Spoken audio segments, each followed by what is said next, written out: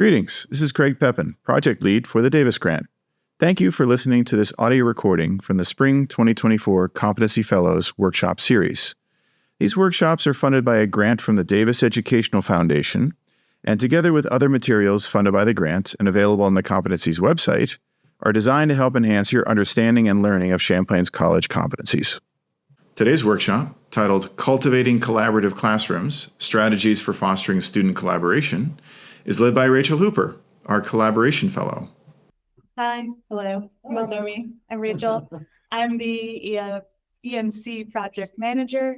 I've been working with students mainly around collaboration and creative technology for over a decade now, and I've learned a few things about it. And I'm hoping to share that with you as part of the Champlain College Competency Workshop sessions. So let's get into it. So today we're going to talk about collaboration. We're going to talk about the dreaded group project and how we might make them better for ourselves. And then we're also going to talk about how we can build collaboration skills in other ways inside the classroom. But before we begin, I want to do a little collaborative exercise with you called Fist to 5. So fist being 0 and 5 figures out being, I'm very confident. How confident are you in fostering collaboration? So for those of you online, if you don't want to put your cameras on, you can also just in chat put 0 to 5. Oh, I got to find it. Yeah. So how confident do you think you are right now? All right. 2, 3. So got some 2. So I'm seeing like maybe you'd like some skills and tips on collaboration. Yes, I see. Let me see on screen. Oh yeah, we've got 4. We got some more confident. Yeah, maybe middle of the road, right? Excellent. So this is great. This is a great place to be at. And I want to just, before we get into it, talk a little bit about Fist to 5 because it's actually a really easy collaboration tool that you can use in your classroom all the time. And it does a bunch of different things, right? We just established consensus, right? I know where you're at and how you're feeling about it. I'm getting some data, right? And we also just gave the quieter students in the classroom a little opportunity to tell us something, right? Normally in the classroom, we have that one person who will always answer the questions, right? And so we've just avoided that. And I've assessed and I can adjust my strategy as I need to, though I feel pretty confident now that I was like, oh yes, you're in this room because you want to get some skills in collaboration and I don't have to change what I'm doing, but I could if I was in the classroom, right? Plus there's a little self-reflection. You have to ask yourself, how good am I at collaboration? And this is something that students need practice in. And we've also encouraged the class to be active participants, right? And gotten them kind of woken up and accountable to each other. So it's easy and it's fun to do. We're going to do it again at the end too. So, I can catch my KPIs to get some data. So now that we've done that, let's go ahead and dive a little deeper into what collaboration is and start thinking about it in terms of competencies.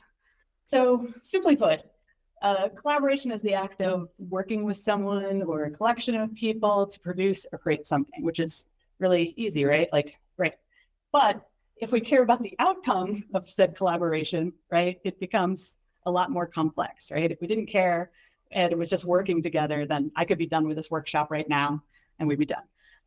But it's a little bit more complex. And if we want collaboration to be successful, we kind of want to consider a few of these things here.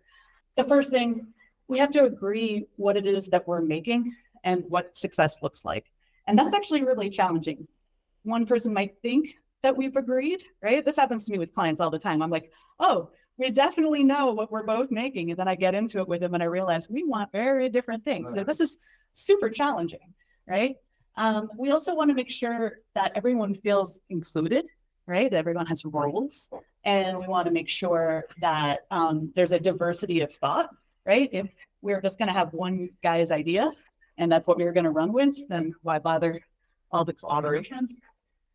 And we have to have a good communication strategy, especially when things go poorly, and that's challenging for all of us.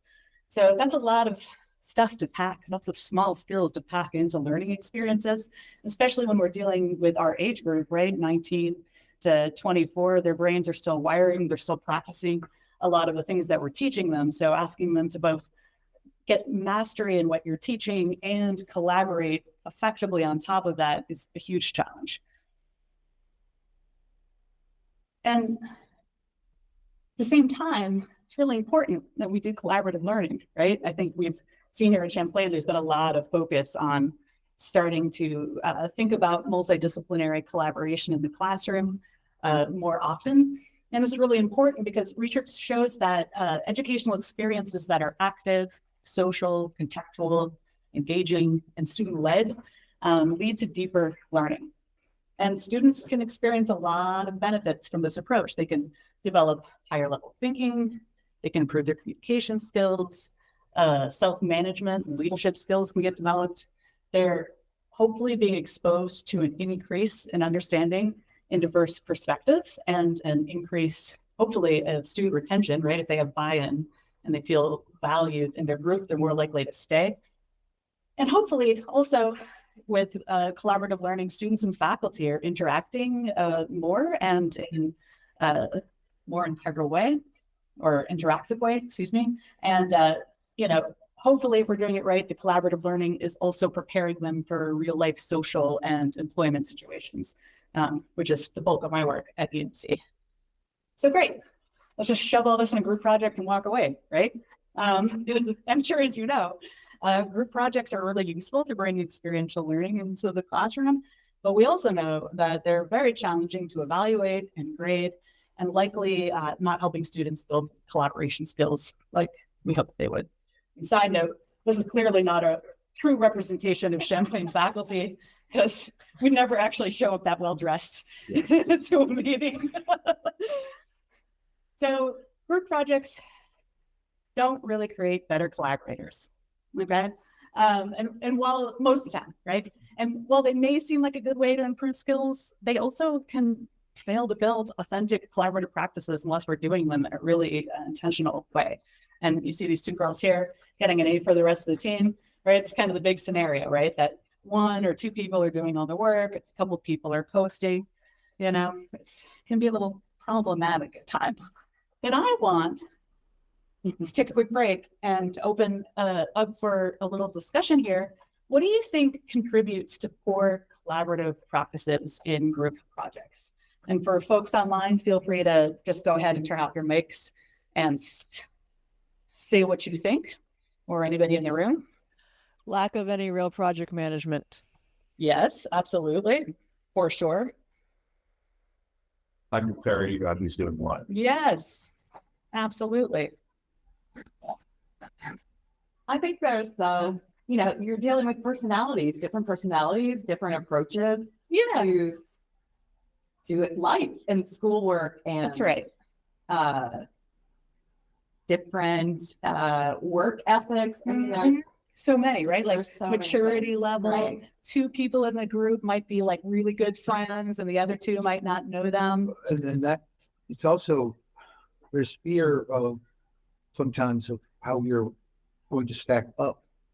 If others, and even in the highly specialized programs that even at the junior and senior level, when game teams, where you still see this, but people sometimes are hesitant to get their work out because they have some sort of doubt, whether it's imposter syndrome or whether it's justified because they skate through or whatever. But look, everybody wants to be seen as the weak link, and so that right. And and so once they feel like they might be the weak link, they might engage in a little self-sabotage, right? And start not procrastinating, not showing up, all that stuff. How about from online? What do you think might make a poor collaboration in groups? Maybe just skill levels are so vastly different. That's right. Yeah, absolutely. You've got some people coming into your class that have really kind of, much higher developed levels of maturity and of the ability to work in teams. And some folks are just beginning to do that in practice, right? And also in your class, you might have somebody, whatever your subject is, that is just a little bit more knowledgeable in that subject as well, right? And so that can create a real lack of or uneven roles in the group. Let's see what we got here. Survey says, I think we covered a lot of these, right? Unequal contribution, lack of accountability, procrastination, just sometimes just like not understanding the objective. How many of us have spent all summer building what we think is the excellent class, really detailed syllabus, really good project management. Like we built all the stuff. And no matter, and you've got students in the group working really earnestly too, and they're still just like not understanding the objective or understanding what you want them to do, right? And sometimes instructor oversight, like, I don't know about you, but I've definitely just like set it and forget it and been like, oh, I didn't check in with this group. And now I've actually see that one person has done this and it's too late. You know, like it's too late. I've decided to grade as a group. Uh-oh, people scooted through and now I have to make an ethical choice about what I'm going to do here, right? Happens. I mean, honestly, like, how can we, you know, as faculty, we can't actually control all of these variables, right? Like we're just human beings moving through space, you know, but we can try our best to start building best practices into our group projects. And that's kind of where we're going here. So this isn't just my ideas here, you know, these are basically group project best practices outlined by many key universities and people who study collaboration. And so the first one is we need to devote time to actually building teamwork skills in the classroom. We assume that students already know how to do teamwork. They certainly did group projects in high school, right? So, you know, if they did it then surely they can do it now. But like we mentioned earlier, you know, they may not have developed the effective teamwork skills. Most of them need to learn how to work with others to do things that they might already do well individually. And I would argue that even if they're competent on an individual level, there's a vast skill gap there, right? Some people might be fine managing their time. For other people, this might be really challenging for them to do on an individual level. And then what we're asking them to do is then go do that and communicate that within a group, right? So hard. Also, another thing that students just really struggle with, right, is to really assess the nature and difficulty of the task. And I know, Bob, you know, students scoping out their tasks in game, right? Like they think something is going to take them a half an hour. It's going to take them 3 days. They don't know because they've never done it before, right? So they're overly confident, right? They don't know how to break tasks down into stages or steps. They don't know how to necessarily plan a strategy. They can hardly manage their own time, you know? So we have to acknowledge that when we set up group projects. And generally the way I like to deal with this is I really build the teamwork skills in class leading up to the group project in small ways. I also tend to, especially in like first or second year classes, I make sure all that group work is happening in the classroom so I can monitor it. I don't send them off to go do the work. I do the flipped classroom model. They get all the stuff from me online, and then classroom is just us working together as a group. I don't assume, and even students I know that are really good at teamwork, you know, I make sure that I'm checking in on the process and I'm looking at the documents, seeing how things are going. All of my double period classes do that group work in class. Yeah. And you're right, it works much better. It does. Yeah. And it's easier for you too, because, you know, then you're keeping tabs on it in real time and it's not the end of the semester and you're like, oh, wow, I messed up. Nobody, you know, one person did all that work, right? Another thing you want to do here is create some clear roles. So, create interdependence, right? So if collaboration is your goal, you want to structure the project so students have to actually depend on one another, right? And there's a couple ways you could do it. Let's say you're created a semester-long research project for a history course, and you're assigning students distinct roles within their group. So maybe one student's responsible for initiating and sustaining all the communication in the group. Maybe another is coordinating schedules and organizing meetings. Maybe another is, you know, recording ideas and taking notes. And then, you know, the fourth one is cracking the whip and making sure everybody's, you know, aligned to the timeline and things are getting together. And then you can rotate those roles so nobody's really stuck in them, right? But if everybody knows what they're doing on the project, they have a special distinct role, it avoids people just sort of sitting there wondering what they should be doing and giving other people their responsibilities. And another way that we can do this, creating interdependence, right, is to, and it's actually what we're going to do in this activity, funnily enough, is we're going to limit the resources to compel students to share critical information and materials. So what do I mean by that? So if you have like, let's say you created a short-term design project, you can give the students a limited amount of materials, tape, scissors, string, and paper, and you can give them some instruction on what you want them to do. Build a castle in the architectural style of brutalists using these things, right? So I've given them a complex challenge, I've given them limited resources, and now they have to depend on each other. They can't actually go into roles and be like, okay, I'm going to be the scissor person, you're going to be the tape guy. They have to figure it out and they have to communicate, right? So it just Scissors guy's pretty sharp. Yeah, I knew I could count on you for good fun. Such a good one. So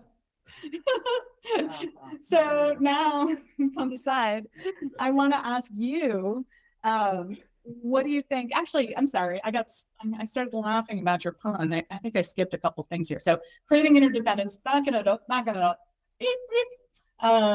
limiting resources. Oh yes. So these two are actually really important. So I'm glad I took a minute to go back. I want to build individual accountability in the project. We actually do this pretty good in game production because in theory, sure, Bob, for those of you on camera, Bob's like, I don't know. But we build in group projects, but there's lots of ways that we're assessing them individually. And so this could look like having them take quizzes. This could look like independent write-ups. This could look like journaling or blogging. That's how we've always sort of handled in game production, giving them time to reflect and talk about their role specifically and what they've been working on. And this also helps you monitor the students' learning. And it helps prevent the free rider phenomenon, right? Like I can see when people are free riders because they're not turning in that document, they're not able to really talk about what they're doing. I can also see if they're actually mastering the skills and achieving the outcomes that we were hoping that they would under the hood. So whenever I do a group project, I want to have that kind of written assessment for them. And also, and this can be a little controversial, incorporating self and peer assessment. I think one, it's just so important to be able to have skills and self-assessment, right? And I think students really need to develop those skills while they're here at college. But the part that can get a little awkward for them is peer assessment, right? They don't want to get anyone in trouble. In fact, a lot of times it's like pulling teeth. So like if somebody's really upset in a group, like getting to the bottom of it and figuring it out is often really challenging because they don't want to snitch on their teammate, right? So if you can kind of just make a transparent peer review assessment, this could be in a form. One of the things we do in game is we do peer assessments several times in the semester, and then it's not anonymous, so you're going to talk about what the problems are. And then, you're going to look at it. Like some people are going to give really good feedback to their peers, others may not, but really we're getting them comfortable with the idea that they're forming relationships around accountability and dependability in a group, and they can't just do whatever. They have to actually be dependable and accountable to their group. Otherwise, they might not get the best peer feedback. There's gentler ways to do that, but I think bringing it into group projects makes sense. You also talk about separating the personal from the professional, really. It's right. Like helping them to understand that critiquing their work within a particular context is not the same as critiquing the person doing the work. Exactly. That's a difficult task, but one that is obviously necessary. And it helps them normalize that. And then also it provides them a professional practice and helps them understand that like, oh, I'm not just doing this one group project with these people. I'm actually building a professional relationship with these people, right? Just not always, it doesn't go perfectly, but it's worth thinking about. So open discussion part 2. What's worked well in group projects in your classroom? Anybody have some success stories? Anybody have some nightmare scenarios that they'd like to get off their chest? This could easily be a therapy session.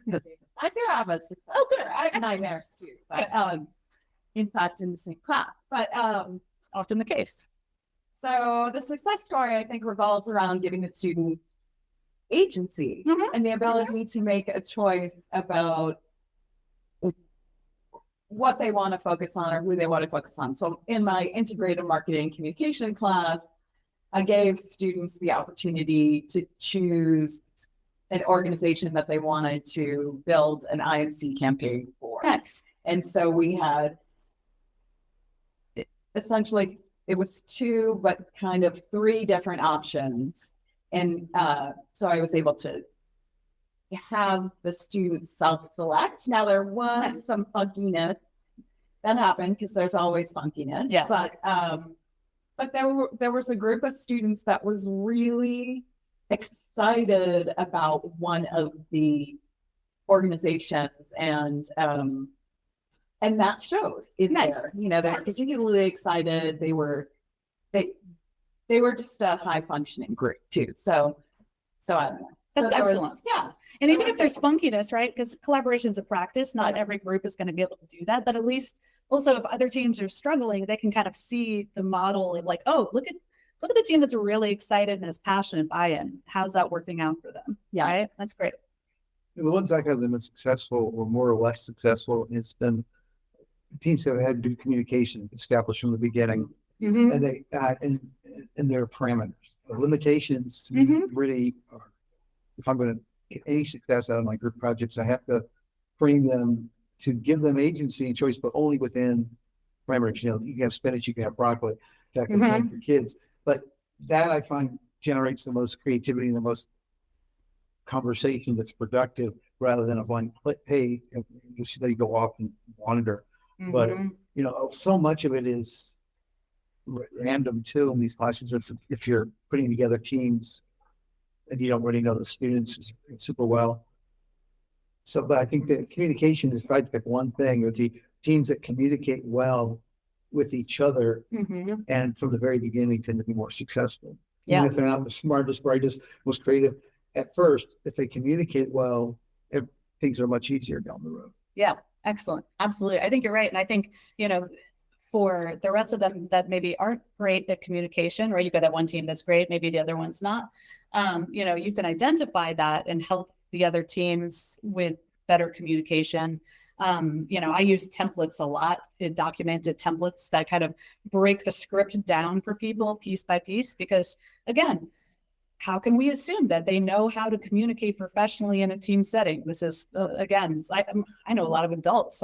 I know some of our colleagues that don't actually communicate well in a group team setting, right? So helping them out. And then the other important thing you said, Bob, is the broccoli and carrots, right? Providing some constraints, right? Creative constraints are really useful, because then everyone's very aware of what the boundaries are. We can pick 1, 2, or 3.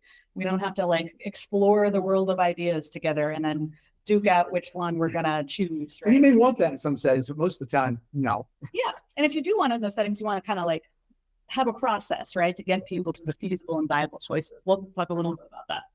How about from online? Does anybody have any group project success stories that you'd like to share?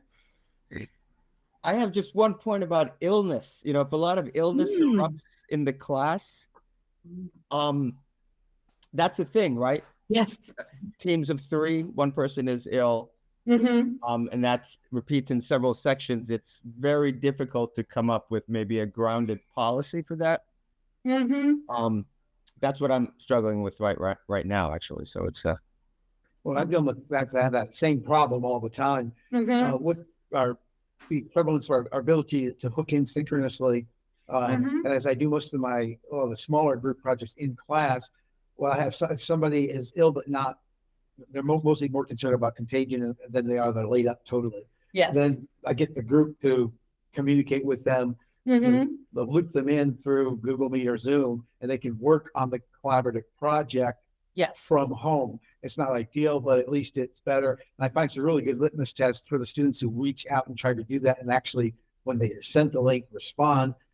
And those who do not, it's a very interesting indicator as to when you come times to for assessment. Exactly. But it's not perfect, but it's better than it was at least. Yeah, I think, you know, asynchronous and online learning, there's a lot of tools that we can use now. And I agree with you. It's so challenging. And we live in Vermont, so it's like, you know, we get the Champlain, we get snowstorms, all sorts of issues that can break up the team. But having an online component is really useful, right? Some kind of online documentation. What I always say to my students when they email me and say they're going to be absent or whatever, or if they don't show up, I email them and I say something along the lines of like, here's what we covered.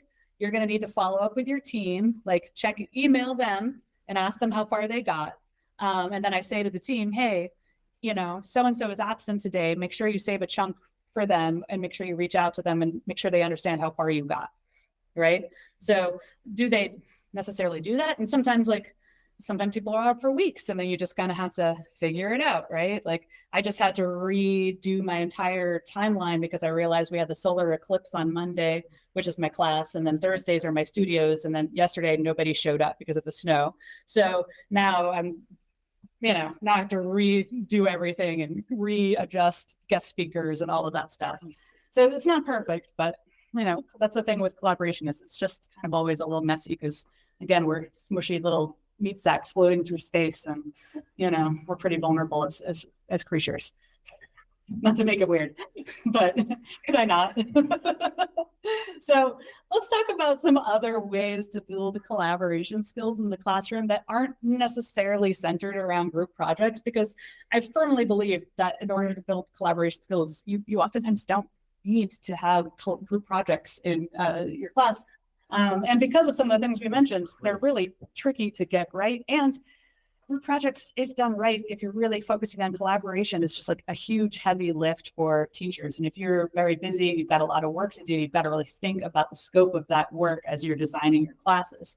So here are some just real small things that you can bring into your classroom. And I'm going to do 3, and then I'm going to show you some of my personal examples, what I've done, and then 3 more, and then we'll do a fun little activity. All right. So inviting students to work with you to create a shared values and vision for this semester. I do this before I break into the syllabus. And I basically say, hey, this isn't just a classroom, right? This is a studio. Maybe we're an ad agency. Maybe we're like historians, right? Working collaboratively together. I kind of give us a little role play scenario or mimic some kind of real life circumstance. And I say, what do we want? What are our values as a studio? What do we really think is important? How do we really want to do this together? And I actively involve them in that conversation or have them write some stuff out and then we all talk about it. I like to assign roles to students and simulate real life scenarios for the ludologists in the room, right? Huizinga's magic circle, when we create a play space, it's something that we're all really comfortable with, right? Playing and using our imagination. It's easier for us to approach those problems psychologically because we've kind of taken the pressure off. We're not saying, okay, this is work, and if you don't do it right, you're fired. We're saying, let's pretend that, we are an ad agency. Let's pretend that we are a studio. Craig does that with the trial of Galileo. Oh, yeah? Oh, yeah. What do you do with that? Well, we used to when it was still, it was basically an extended role-playing exercise. Oh, nice. Students would take on roles in 17th century Italy. That's great. Galileo. Amazing. And some would be supporting him. Others would be, well, wait a minute, they're just moving too fast. And so they would take on roles, especially those who disagreed with Galileo. Mm-hmm. It would obviously not correspond to what they, for the most part, actually thought about whether the sun revolves around the earth or vice versa. So That's yeah. so cool. And I bet they had like a much richer, like experiential learning moment there versus writing a report about Galileo. Oh yeah, right? 100%. Nice. So having those roles, having simulated scenarios, they're fun. And I like using them quite a bit. And another one you might be familiar with, Think, Pair, Share. This is really a processing tool. Everyone in our classrooms process at different levels, right? At different rates. Some people are really good verbal processors. Some people are not. But I want to include everyone collaboratively in the discussion. So oftentimes when I really want people to do some deep thinking and answer some questions, I'll give them a prompt. I'll have them think about it. I'll have them write it down. And then I'll pair them up in small groups to discuss. If there's a collective choice that needs to be made, we'll write down all of our stuff on Post-it notes and look for patterns on the board and see if we can come to a consensus, right? But what we're really doing is giving people time to process, practice writing their ideas, and then communicating those ideas in a group.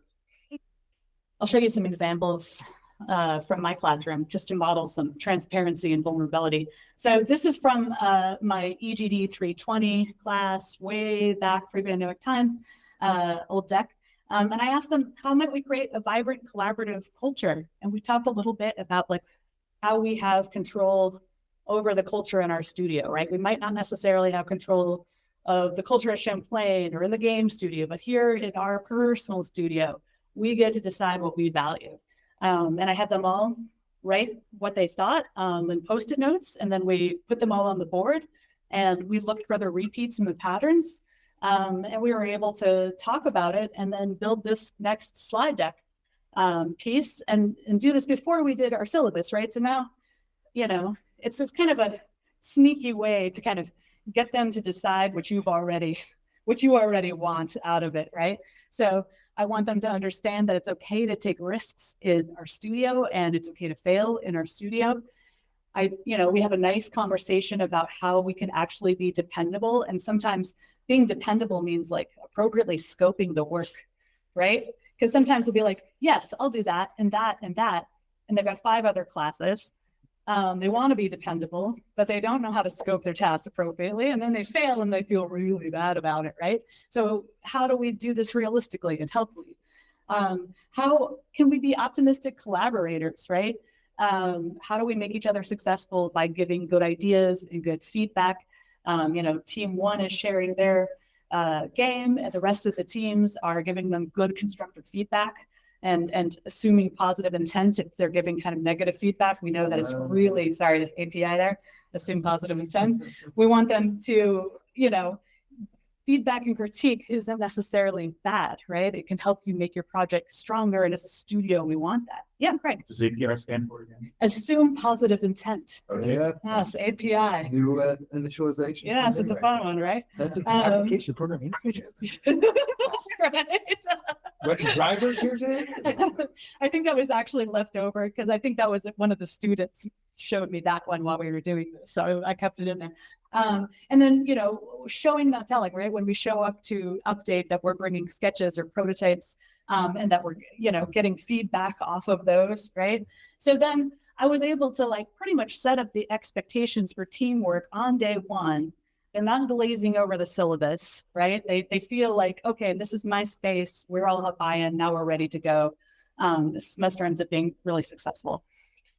Here's a sample from one of my mock design briefs. Actually, this semester, I'm working with graphic design students, and we're using a design fiction methodology where we imagine what it's like in 2054. And our client is actually the Biomaterials Research Lab at UVM. They make lab-grown meat. And so we're having the graphic design students build diegetic prototypes about what they think cultured meat will look like in 2054, which is a pretty heady thing to do in 8 weeks with a bunch of seniors on their last semester. I've learned some things about timing with this one. But you can see here, just in this early step in this small piece of a workshop. Also, this is a design brief, but really what it is just step-by-step instructions of how I want them to work as a team. You can see that I've assigned little tiny roles here, right? One's the research lead, one's the content curator, one's the narrative builder.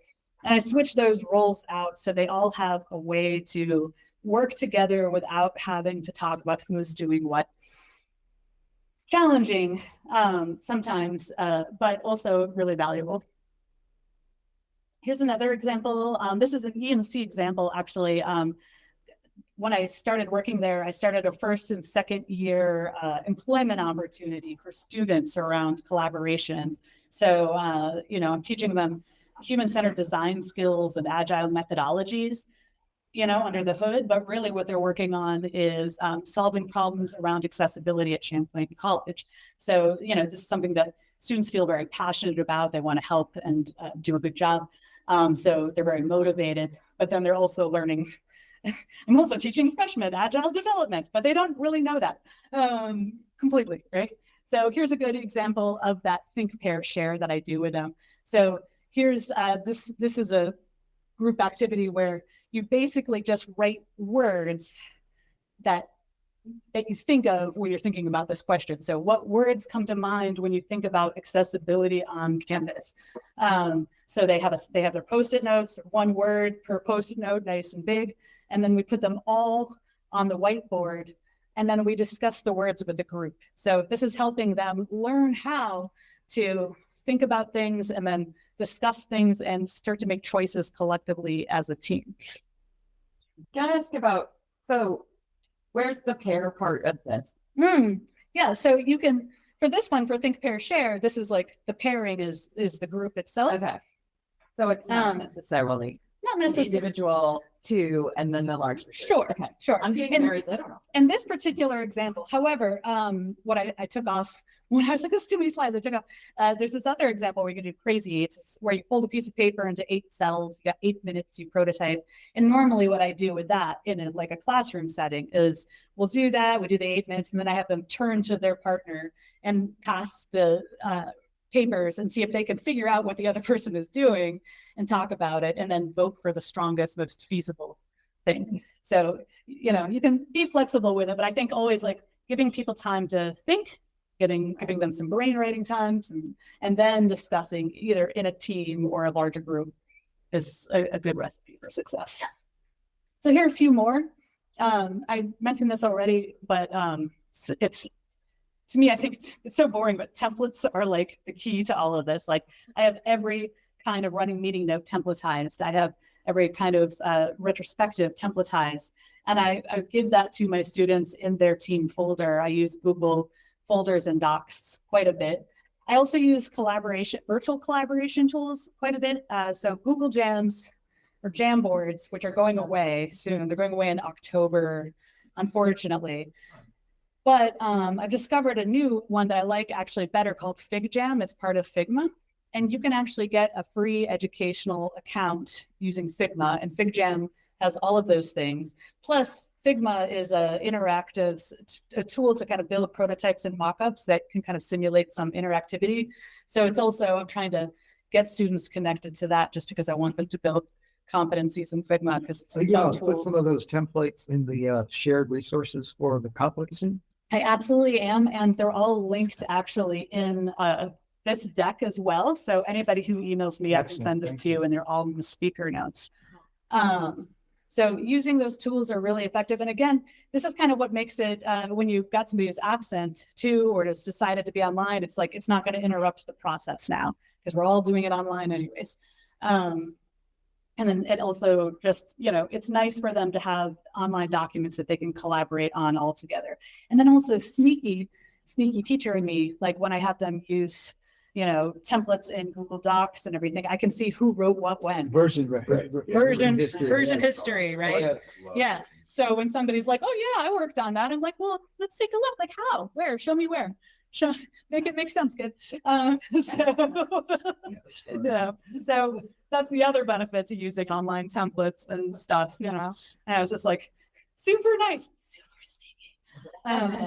And then finally, low stakes collaboration activities before high stake activities, right? And I do this at the EMC all the time. Like, for example, I had students just finish a brilliant 1-year project with the VSO doing a motion graphic animation, but they were also doing projection mapping. And they were also using a software called Touch Designer. None of them have ever used any of that before. They've never projected using projection mapping software, and they've never done a year-long project collaboratively, right?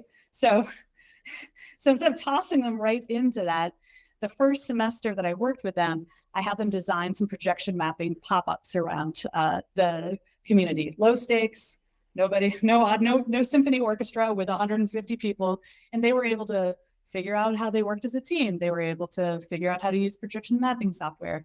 And they were able to do it in a way that didn't feel really threatening to them. So anytime that if we know we're going to do a group project at the second half of the semester, then bringing in small low stakes collaboration activities that are fun and enjoyable, so they enjoy the practice, right? If we can make them as fun as possible and show them why and how they're learning those skills, it creates a better scenario when we're actually like, okay, now this is half of your grade.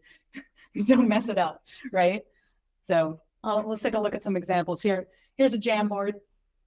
And you can see here, this is from a 101 class, EGD Production 101. So we're trying to teach them how to use user stories to create different goals for the sprint and then tasks, which is very hard to do generally, but especially if you're teaching it to first-year students, it's often just kind of a bit of trial and error. So you can see they've got these things as a team. I want to complete documentation. As a player, I want to collect items. As a player, I want to traverse levels. These are all from their backlog. And now they're building out what they think that should look like. The programmer is going to add a get ignored to the repo, or the designer is going to iterate on a napkin sketch. So once we sort of have those goals together, right, we went from this very broad idea to how we're going to achieve that step by step. And then underneath that, I can give them step-by-step tasks. Because again, scoping and communicating step-by-step tasks in a group is very hard to do. It's hard for students to learn it. So here's a sample of a team retrospective template. You can see this, like here I'm leaving them some notes. Having people at the end of a milestone or a phase or a sprint, or maybe during midterms, just double checking and saying, hey, what's going really well?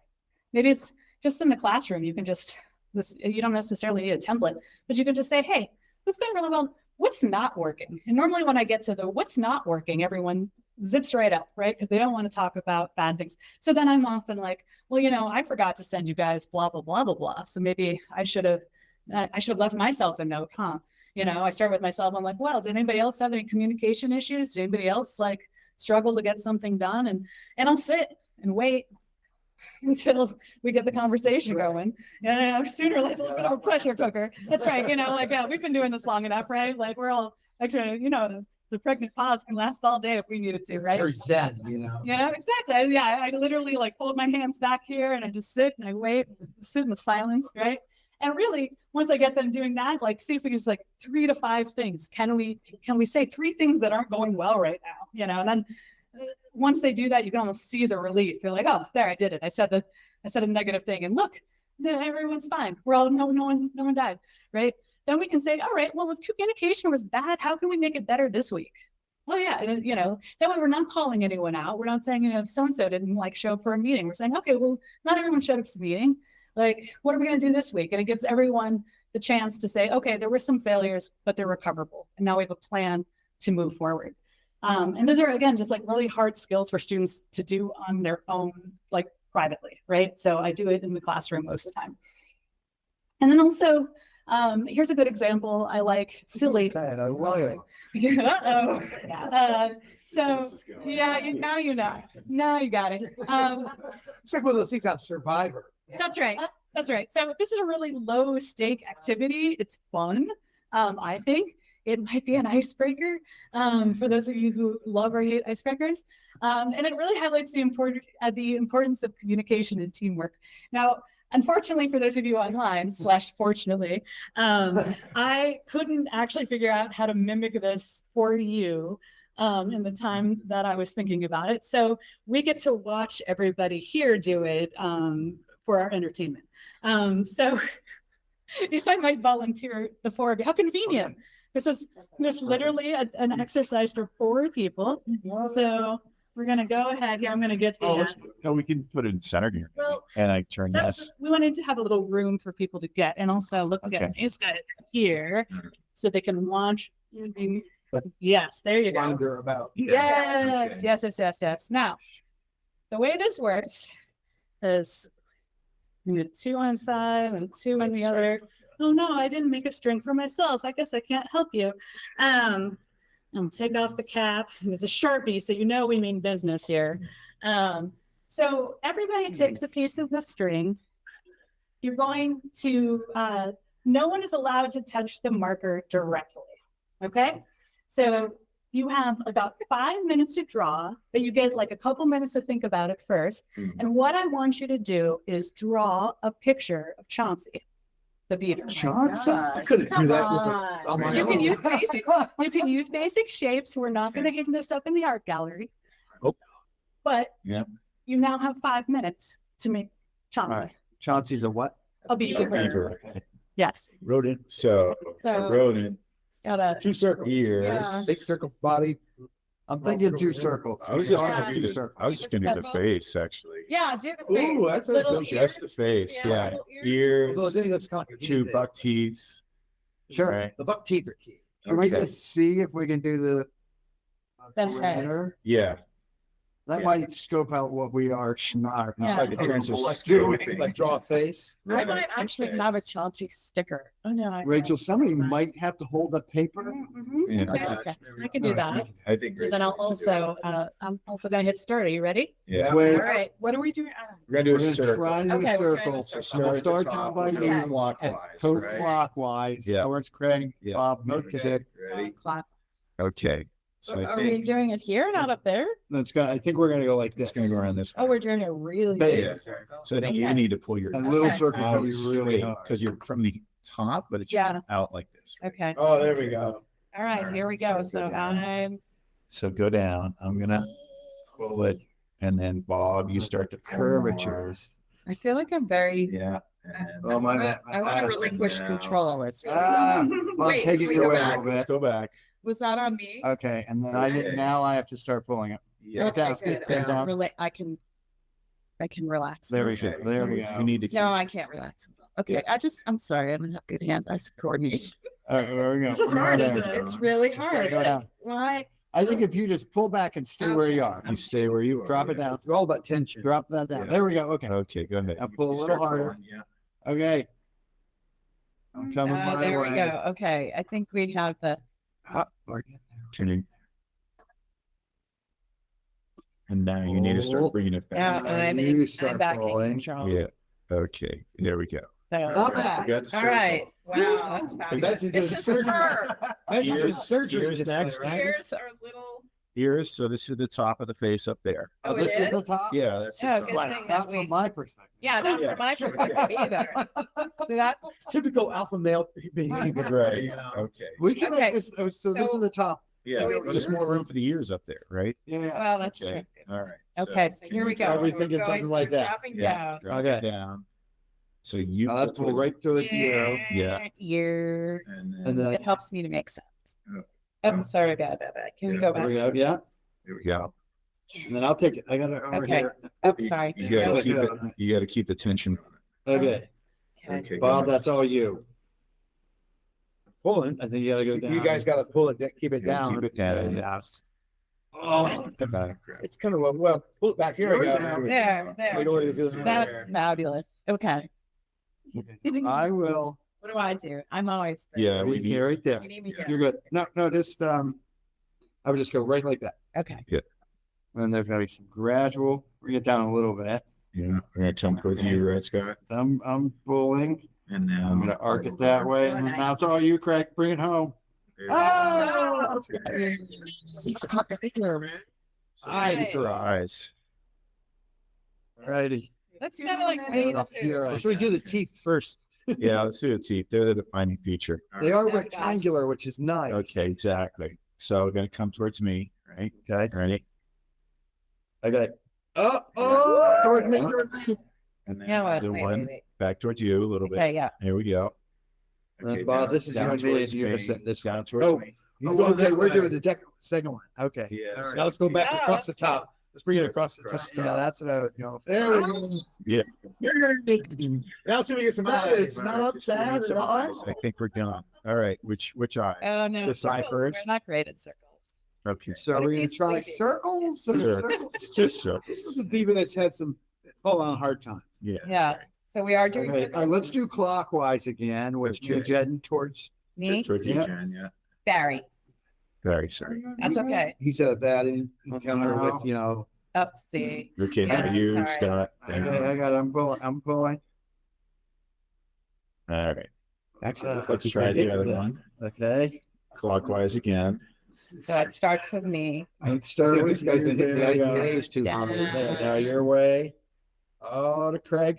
Swinging on over to Go, Bob. Craig. And Now Bob. Scooter finishing up.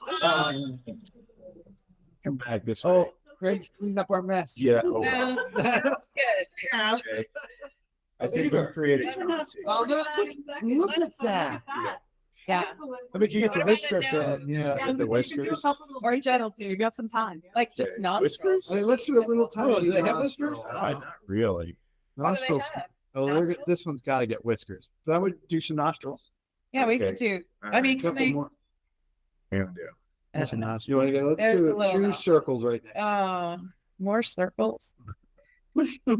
I was gonna suggest a We can non-circle, all 'cause just we've do- seen better. just do Here we like go. I don't random- know what's happening. Yeah, I'd give it. Random dots Okay, and stuff. perfect. Okay. All right, we gotta call it. Nice. Yeah. With 12 seconds to spare. It's a I have to junk say. fever, I think. Oh, really? That was our That was 2 minute good. mark? Or how many minutes? 5 minutes. Look at that. Really nice work. I feel Very like good. Chelsea is the. That was very entertaining. Yes. Okay. That's a cool nice. exercise though, Yeah. because It is, it right? does require, well, everything you talked about, communication and, Yeah.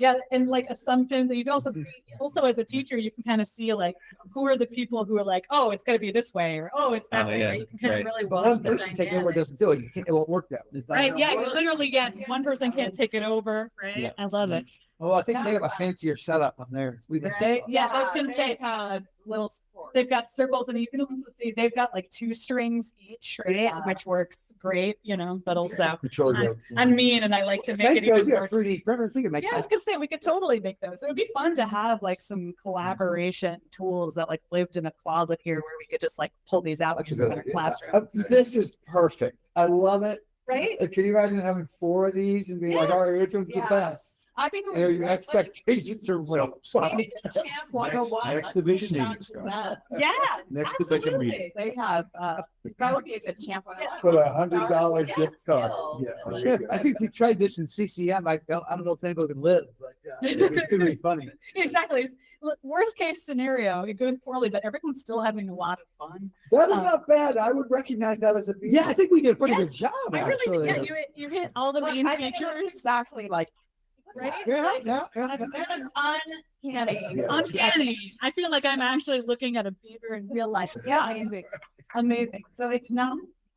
Yeah, so communication, teamwork, all of those things. You do a couple of those things, and especially when they're fun. So you're not like, oh, group work, collaboration. There's no I in Beaver, right? Yeah, there is no I in beaver. Yeah, Yeah, I feel like this definitely has to be a champ 101 just because I want to be able to say that. Yeah. I'd say one failure. I did not know Barry's name. Oh, yeah. So we should have introduced ourselves beforehand. Right? And I will sometimes do this in class where I'll have them pair up to introduce each other. Mhm. And halfway through it said, so what's your person's last name? Oh, None of them know. right. Yeah. So they know their faculty member. I also Eight tried weeks to of semester. third weekend, I have a prize. Who can name everybody else? Nice. And there's some like, I'm never going to do that. But Right. there's some are like, within Got it. 4 weeks, you're going to try as an extra credit for the Nice. first person you name every single person in this room. Nice. Excellent. Yeah, that's a really good technique. So, And I you think don't you're know really it, right. you Like can't. starting out, making sure that people know who are the members of the team. Again, we assume as teachers, like I go through the attendance twice and like lock it in my brain, right? Yeah. But then, a lot of people. I just call them by their ID numbers. It's pretty cool, right? Yes. 0912674. So that's about it. I want to do, I'm a data person, so I want to do this again. So how confident are you at fostering collaboration in the classroom? Yeah. I've gone up one. 3, 4, 4. Oh, really? Yeah. So I'll go 3. How about you online? How confident? Do you feel like you've got some Always skills? feel the group. Okay, I Being can able to do improve. anything is. Excellent. Well, fantastic. That was my whole goal. So I feel like, we're successful. It worked out. Thank you all very Thank much for you. being here. Really good. It's really fun. I don't know how much time we have left, but does anybody have any questions, or do we want to talk about anything else regarding collaboration? I do. Yeah. You know how I've heard this term pair share before. Group work and pair share. Is there a benefit to pair? Like I just noticed because I have some seniors in the capstone, the pairs seem to be doing pretty well. Mhm. In the past, I've always had a lot more trouble with groups. Spending more. Yeah, to- right. Yeah. Are there different? Are those two completely different beasts? I think it really depends on what you want to do. I think for programming, pairing is like a really good idea. I like pairs in classrooms just because it's easier to manage if you want people to really drill into maybe a work or process that they're just trying to like master something really specific, right? for me, the magic number for groups tends to be 3 to 5 people. When I have younger groups, 3 is about where I like to stretch it, or 4. I don't like to bring it into 5. Even with like teams at the EMC, I like to keep it around 5, 6 people max, or break it into multiple teams. Because as you know, Craig, with our team, it's a little bit bigger, but like it's really hard to get them all to be able to meet and then kind of group them up. It works, it's good. And they're older and more mature, so it's like possible. But you know, I think it really depends on what you're trying to do, but I love groups of 2. I think what Scott was getting at, I think there is something to that I found at least, is that there is a very different dynamic with 2. And with anywhere like, I also believe that 3 to 5 is a sweet spot. When you have 2, the type of things you can have them do are different generally than the things, at least for me, that they can, with 4 or 5, their communication is there. It's right there. And so it's really good for focused tasks. For broader tasks with multiple parts, you need more people, but it becomes exponentially more difficult the more people you add, because then you always guarantee you're going to have somebody who falls short in some area, or somebody who's done demonstrably higher in some area. And that's where I find the communication part gets to be trouble. It's really about communication. 2 people talking, tough but easier than 3 or 4 or 5. Yeah. And the game history course I taught last fall, where they have really good, because it's games, so there's really good templates and tools, but it's first year students. So I had the option of, we had the option of being groups of 4, groups of 5. And I'm doing groups of 4 because I think groups of 5 is it would reduce my grading load, but it would also increase, I think, pretty substantially. Even in the senior difficulty for the first year students to figure out how to get together. Even in the capstone, when we have much bigger teams because of the number of people, we still have issues of communication, exactly, much seniors. And it is, the only thing that saves it there is that because it's very much divided along very specific functional lines. And theoretically, at least by the time we're seniors, people are decent, or at least competent in their functional lines, not always, but they usually are. That provides a framework, a scaffolding that allows for that larger team to interact. People have something to fall back on that they're sure about. I know 3D modeling, I could talk about this. In your other classes, like second year level, third year level, particularly in something like the core classes, you don't have that framework to rely on. So the communication and building the confidence is first steps you're talking about seem to be really, really important. That's what I really need to work on, is to spend more time doing that before getting them into doing things, so that they have something to rely on. And it's I've split it up a bunch of different ways just to kind of test and see what works best. And I feel like I'm always running like pilot experiments in my classrooms. And this year, what I've been trying, and I like it, is I put all the high achievers who always do good in groups together. And then I put I kind of got the lay of the land from the last teacher and was like, all right, who are all these people, where are their skills and like collaborating? I put the ones that are pretty good collaborators in a group. I put the ones that are not as successful in a group. Normally I used to mix it up, but I was beginning to realize it just puts a lot of onus and responsibility on those high achievers. And then, and also like, they also tend to drive things and not realize that they're driving it. They're kind of unwilling to depend on people that they've already marked as undependable, right? So by kind of splitting them up, I'm able to sit and work directly with the people that need help. I like the people that are pretty self-sufficient and are pretty good at teamwork kind of work, and I don't have to worry about them. Like, for example, James is in my high achieving group with 2 other students. Like, I know he's a competent collaborator. I don't have to worry about him. But there's other people that I'm pretty sure did no work in the last project, and they're all in a group together, and I'm their project manager. Right. I've tried that back and forth, but same thing. This way, I also do it in terms of diversity and try every combination of man. There's no silver bullet, but I think you're right. The key there is the interaction with them, and that's why I love doing in a longer class, doing the in-class group work, because but it's sort of like almost like a tutorial. I circulate around and work with groups at a pretty intense level, and then you have the groups that aren't as on the surface of it, at least, or haven't had a track record of high performance. You can then give them confidence and work with them, and then you can build more leadership. Otherwise, you're right. The 2 and 3 model, where the 2 good ones take it over. The other 3 just say, "Whoops, I got my ass back here." That's to the sun. One thing I only did once. This is back in the day when we had the Core 120 group project. We were working with second semester first year students, and I had no idea about their skills coming in. Right. And so I forget where I got this tip. It's like about halfway through the project, you allow each group, if they want to fire one of the team members. Drama, And then the scandaloso. fired team members need to either find another group to work with or form their own group.